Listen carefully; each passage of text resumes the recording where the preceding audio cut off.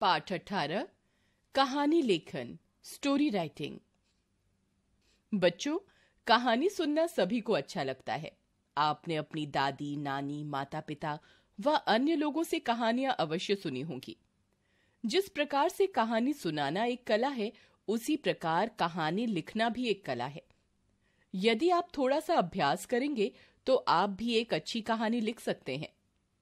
कहानी लिखते समय निम्नलिखित बातों का ध्यान रखना चाहिए। सबसे पहले मन में कहानी की रूपरेखा बना लेनी चाहिए। वाक्य छोटे छोटे व सरल भाषा में होने चाहिए। कहानी लिखते समय सीमित शब्दों का प्रयोग करना चाहिए।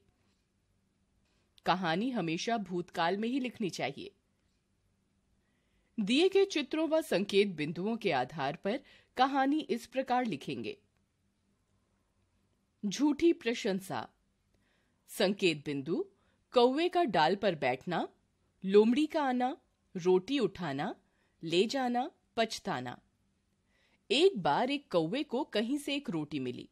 रोटी का टुकड़ा मुंह में लिए वो एक डाल पर बैठा था। तभी अचानक कहीं से एक लोमड़ी आई और कौवे की झूठी प्रशंसा करते हुए उसे गाना गाने के लिए कहने लगी। कौवे ने खुश होकर जैसे ही गाना गाने के लिए अपना मुंह खोला, वैसे ही रोटी कौवे के मुंह से नीचे गिर गई। रोटी नीचे गिरते ही लोमड़ी ने उसको झट से उठा लिया। लोमड़ी रोटी लेकर चलती बनी और कौवा अपनी मूर्खता पर पछताता रह गया।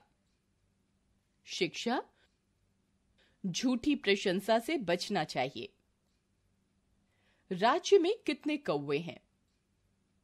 संकेत बिंदु: अकबर का बीरबल के साथ घूमना, बीरबल का कुछ देर सोचना, बीरबल का अंगुलियों पर हिसाब लगाना, अकबर को उत्तर प्राप्त होना, अकबर का मुस्कुराना।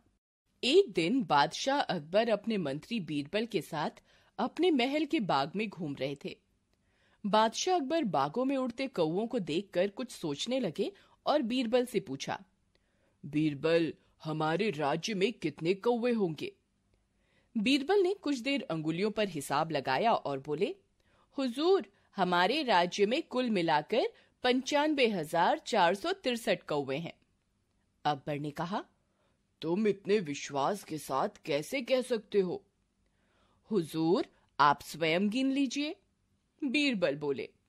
बादशाह अकबर को कुछ इसी प्रकार के जवाब का अंदेशा था।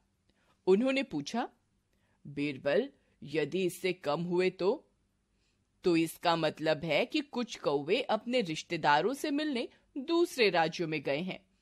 और यदि ज्यादा हुए तो इसका मतलब ये है हुजूर कि कुछ कौवे अपने रिश्तेदारों से मिलने हमारे राज्य में आए हुए हैं। बीरबल ने मुस्कुराकर जवाब दिया। बादशाह अकबर एक बार फिर मुस्कुराकर रह गए।